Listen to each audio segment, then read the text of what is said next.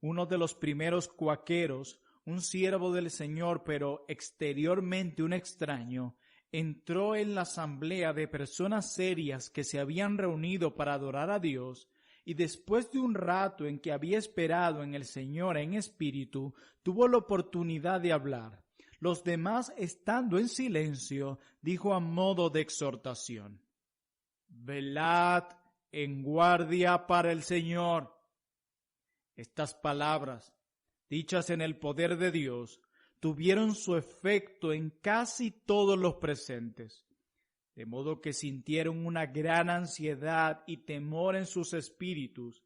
Después, en un breve lapso, volvió a hablar diciendo: «Lo que les digo, se los digo a todos, velad». Volvió a guardar silencio por un momento, pero toda la congregación, sintiendo que este hombre estaba bajo algún poder y espíritu extraordinario, se preguntaba qué clase de enseñanza era esta, ya que era una voz que la mayoría de los oyentes nunca había oído antes, que proyectaba una autoridad tan grande que todos tuvieron que someterse a su poder. Soldado de Cristo, está usted en territorio enemigo. Velad para el Señor. Capítulo número 2. El equipo. Dios viene a mí en las horas de silencio, como el rocío matinal a las flores de verano. Metchilet bon Magdebur. Nunca nos irá bien del todo hasta que convirtamos el universo en un recinto de oración y sigamos en el espíritu al ir de un lugar a otro. G. Bowen. Mas tú, cuando ores, entra en tu aposento y cerrada la puerta, ora.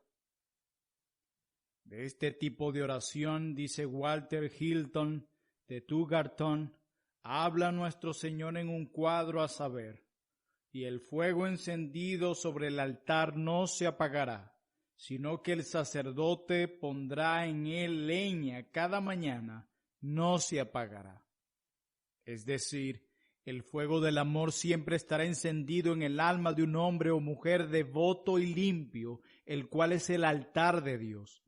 Y el sacerdote cada mañana debe agregarle madera y alimentar el fuego, es decir, este hombre, por medio de salmos santos, pensamientos puros y un anhelo ferviente, debe alimentar el fuego del amor en su corazón a fin de que en ningún momento se apague.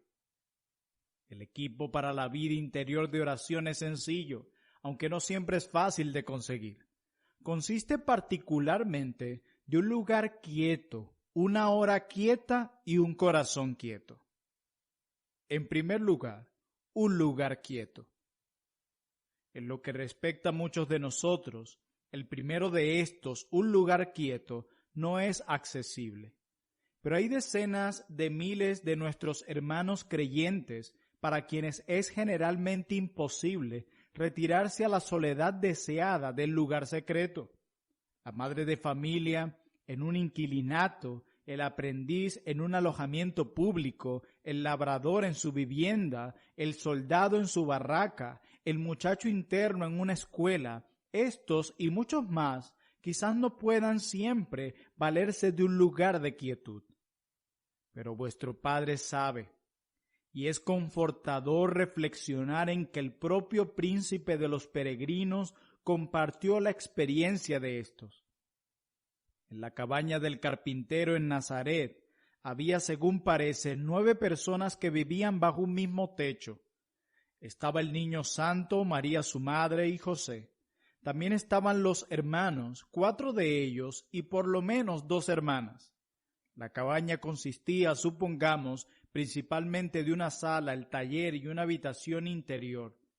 Una alacena en que se guardaban las provisiones del día, los utensilios de cocina, la leña, etc. Ese rincón oscuro tenía una traba del lado de adentro, colocada quizá por el hijo del carpintero, porque ese recinto oscuro era su oratorio, no menos sagrado que el altar rodeado de la nube de la presencia en el templo.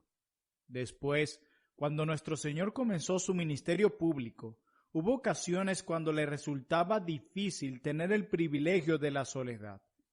Era recibido frecuentemente por quienes le demostraban una cortesía mínima y no le daban un lugar donde retirarse. Cuando su espíritu anhelaba comunión con su Padre, enfilaba sus pasos hacia los escarpados montes. Las montañas frías y el aire de la medianoche fueron testigos del fervor de su oración. Y cuando, hombre sin casa, subía a Jerusalén para las fiestas, era su costumbre valerse del huerto de olivos de Getsemaní. Bajo las cargadas ramas de algún nudoso árbol, que ya era viejo cuando Isaías era joven, nuestro Señor con frecuencia habrá durado en la suave noche de verano más que las estrellas. Cualquier lugar puede ser un oratorio, siempre y cuando uno pueda encontrar aislamiento en él. Isaac iba a los campos para meditar. Jacob se demoró en la ribera oriental del río Jacob después de que toda su compañía lo había cruzado. Allí luchó con el ángel y prevaleció. Moisés, escondido en las hendiduras de Horeb, observó la gloria que iba desapareciendo, indicando el camino por donde Jehová se había ido. Elías envió a Acab a comer y beber, mientras él mismo se retiró a la cima del monte Carmelo. Daniel pasó semanas en un éxtasis de intercesión en las riberas de Hiddekel. Y Pablo, sin duda, a fin de tener una oportunidad de meditar y orar sin interrupciones, queriendo ir por tierra, fue de Troas a Asón. Y si no mejor lugar, el alma que se acerca a Dios puede arroparse de quietud aun en la explanada o en la calle llena de gente. Una mujer pobre en una gran ciudad que nunca podía tener descanso del insistente clamor de sus pequeños, se hizo un santuario de la manera más simple. Me tiré el delantal sobre la cabeza, dijo ella, y esa fue mi cámara. Una hora quieta. Para la mayoría de nosotros puede resultar más difícil encontrar una hora quieta. No quiero decir una hora de exactamente 60 minutos, sino una porción de tiempo apartada de las obligaciones del día, protegida de las incursiones del trabajo y de los placeres y dedicada a Dios.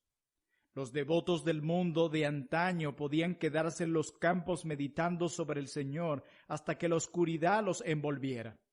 Pero nosotros que vivimos con el chirrido de maquinarias y el ruido del tráfico siempre en nuestros oídos, cuyas obligaciones se amontonan chocando una contra otras mientras que las horas vuelan, muchas veces nos sentimos tentados a distraer para otros usos esos momentos que deberíamos considerar sagrados para tener comunión con el cielo. El Dr. Dale dice que si cada día tuviera 48 horas y cada semana tuviera 14 días, quizás sería posible cumplir todo nuestro trabajo. Pero tal como son las cosas, es imposible. Hay algo de verdad en esta fantasiosa observación. Lo cierto es que si hemos de tener una hora quieta en medio de las muchas ocupaciones, manteniéndola sagrada, tenemos que tomar las medidas necesarias y negarnos a nosotros mismos. Tenemos que estar preparados para renunciar a muchas cosas que son placenteras y algunas cosas que son lucrativas. Tendremos que redimir el tiempo. Puede ser de alguna recreación o de una relación social o del estudio o de las obras de caridad, si hemos de tener un rato cotidianamente para entrar a nuestra cámara y habiendo cerrado la puerta, orar a nuestro Padre que está en secreto.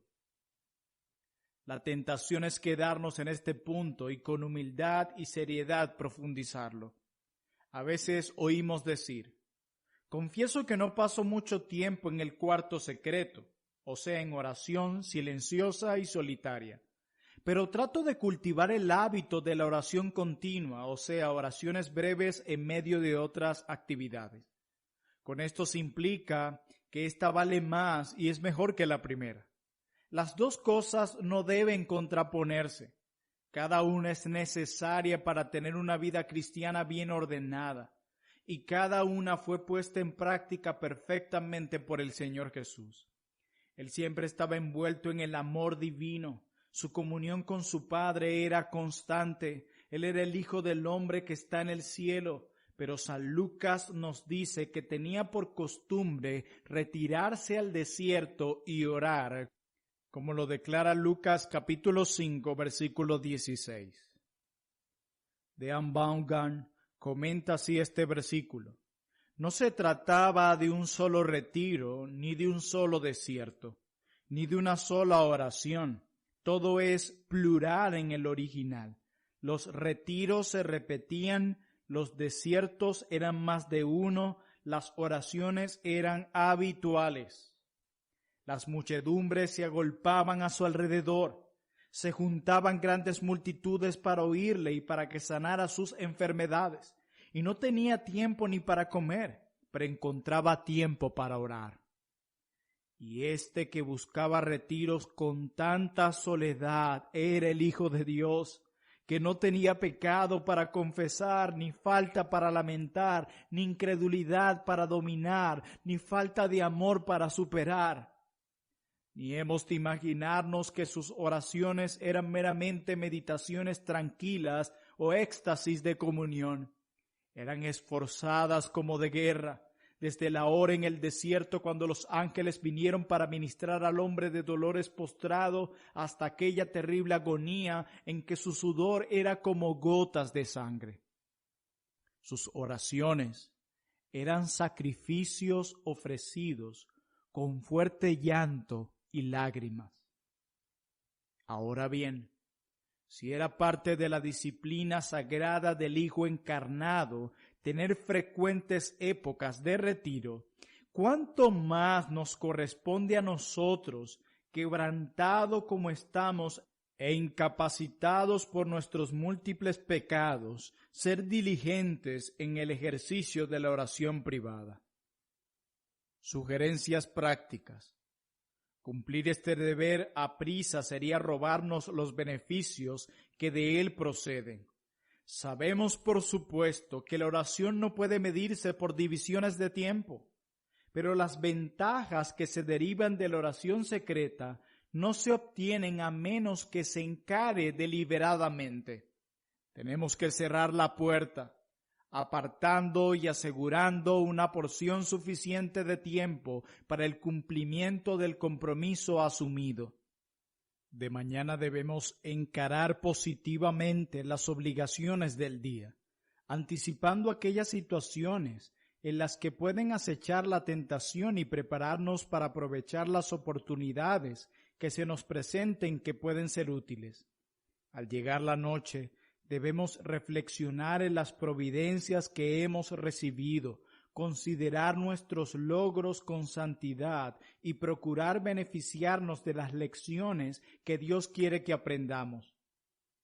Y siempre tenemos que reconocer el pecado y renunciar a él. Luego están los innumerables temas de oración que anhelamos orar, que puedan sugerir el bien de la Iglesia de Dios, la conversación y santificación de nuestros amigos y conocidos, el adelanto del esfuerzo misionero y la venida del reino de Cristo. Todo esto no puede comprimirse en unos breves y apresurados momentos. Tenemos que tomarnos el tiempo adecuado cuando entramos al lugar secreto. Al menos una vez en su vida, el señor Hudson Taylor permanecía tan ocupado durante las horas del día en la dirección de la obra misionera que había fundado en la China que le resultaba difícil encontrar un momento libre para la oración privada requerida. Por ello determinó levantarse cada noche a las 2 de la mañana, estar en comunión con Dios hasta las 4, para luego acostarse y dormir hasta la mañana. En la iglesia judía era costumbre apartar un sector de tiempo para la meditación y oración 3 veces al día, a la mañana, al mediodía y a la noche. Así lo enseñan el Salmo 55, versículo 17, y Daniel capítulo 6, versículo 10. Pero en las tierras bíblicas hay una pausa natural al mediodía que nosotros en nuestro clima más fresco por lo general no observamos, donde es posible apartar unos momentos a mitad de camino en las obligaciones del día, por cierto, debe hacerse. Y la naturaleza misma nos enseña que la mañana y la noche son ocasiones apropiadas para acudir a Dios. Una pregunta que se comenta con frecuencia y no deja de ser de interés es: ¿debemos usar una hora a la mañana o a la noche para nuestro periodo más deliberado y prolongado de esperar en Dios? Es probable que cada uno pueda contestar esta pregunta por sí mismo de la manera más provechosa, pero debe entenderse siempre que hemos de dar a Dios lo mejor de nosotros mismos. En tercer lugar, un corazón quieto. Para la mayoría de nosotros, quizás es aún más difícil tener un corazón quieto. Los que se dedicaban a la contemplación en la Edad Media querían presentarse ante Dios en silencio a fin de que les enseñara lo que sus bocas debían decir y sus corazones esperar. Stephen Gurnall reconoce que es mucho más difícil colgar la gran campana en su lugar que hacerla repicar cuando ya ha sido colgada. M'Cheyne solía decir que mucho de su tiempo de oración era dedicado a prepararse para orar. Un puritano de Nueva Inglaterra escribe: mientras estaba en la palabra, vi que tenía un corazón salvaje que era más difícil de soportar y tolerar ante la presencia de Dios en una ordenanza que un pájaro ante cualquier hombre. Y Bunyan comenta de su propia profunda experiencia lo siguiente: oh, los agujeros de entrada que el corazón tiene en el tiempo de oración. Nadie sabe cuántos desvíos y callejones tiene el corazón para apartarse de la presencia de Dios. En particular hay 3 grandes, pero sencillos, actos de fe que sirven para mantener nuestra mente en Dios. A. Debemos, en primer lugar, reconocer que somos aceptados delante de Dios a través de la muerte del Señor Jesús. Cuando un peregrino de la iglesia griego o latina llega a Jerusalén, su primer acto antes de buscar comida o descanso es visitar el lugar tradicional de la pasión del Redentor. Nuestro primer acto en oración debe ser entregar nuestra alma al poder de la sangre de Cristo. Era en el poder del sacrificio ritual que el sumo sacerdote de Israel pasaba por el velo el día de la expiación. Es en el poder de la ofrenda aceptada del Cordero Divino que tenemos el privilegio de comparecer ante la presencia de Dios. Así que, hermanos, teniendo libertad para entrar en el lugar santísimo por la sangre de Jesucristo, por el camino nuevo y vivo que Él nos abrió a través del velo, esto es, de su carne, teniendo un gran sacerdote sobre la casa de Dios, acerquémonos con corazón sincero, en plena certidumbre de fe, purificado los corazones de mala conciencia y lavado los cuerpos con agua pura. Mantengamos firme sin fluctuar la profesión de nuestra esperanza, porque fiel es el que prometió. Así lo declara Hebreos capítulo 10, versículos 19 al 23. Estaba yo cargado de pecados, y de miles de mundos también, pero por esta senda entré, por la sangre del Cordero que murió. B. Es también importante que confesemos y recibamos del Espíritu Santo la gracia que capacita, sin quien nada es santo, nada es bueno, porque Él es quien nos enseña a clamar, Abba Padre, que indaga para nosotros las cosas profundas de Dios, que nos revela la mente y voluntad de Cristo, que nos ayuda en nuestras debilidades e intercede por nosotros según Dios. y todos nosotros, mirando a cara descubierta como en un espejo la gloria del Señor, sois transformados de gloria en gloria en la misma imagen como por el Espíritu del Señor. Así lo declara segunda carta a los Corintios, capítulo 3, versículo 18. Cuando entramos a la cámara interior, debemos presentarnos ante Dios con humildad y confianza y abrir nuestros corazones para que el Espíritu Santo entre y lo llene. De esta manera recibiremos del Espíritu que ora y nos entregaremos al Cristo que ora aquellas peticiones que son de origen divino y que se expresan a través de nuestro corazón finito y nuestros labios manchados de pecado con gemidos indecibles. Sin el apoyo del Espíritu Santo, la oración se convierte en un asunto increíblemente dificultoso. En lo que respecta a mi corazón, decía uno que se ocupaba profundamente en este ejercicio, cuando voy a orar me cuesta tanto acudir a Dios y cuando estoy con Él me cuesta tanto quedarme con Él que muchas veces me veo forzado en mis oraciones primero a rogarle a Dios que tome mi corazón y lo coloque en sí mismo en Cristo y cuando esté allí que lo guarde allí. No muchas veces no sé qué orar porque soy tan ciego, ni cómo orar porque soy tan ignorante. Bendecidos por gracia, solo el Espíritu nos ayuda en nuestras debilidades. Sé, una vez más, como el Espíritu se desplaza más triunfante en su propia carroza, el medio que ha escogido para iluminar, confortar, despertar y reprender es la palabra de Dios. Por lo tanto, es bueno para nosotros al principio de nuestras oraciones dirigir nuestro corazón hacia las Sagradas Escrituras. Ayudará mucho a calmar la mente contraria si abrimos el tomo sagrado y lo leemos como en la presencia de Dios hasta recibir de la página impresa una palabra del Eterno. George Mueller confesó que muchas veces no podía orar hasta haber concentrado su mente en un texto. ¿Acaso no es prerrogativa de Dios romper el silencio? Mi corazón ha dicho de ti, buscad mi rostro, tu rostro buscaré, oh Jehová. Así lo declara el Salmo capítulo 7, versículo 8. ¿Acaso no es apropiado que su voluntad ordene todos los actos de nuestras oraciones con Él? Guardemos silencio ante Dios, a fin de que pueda moldearnos. Muchas gracias por escuchar Audio Lectura Cristiana. El Señor les bendiga, amados hermanos. Hasta la próxima.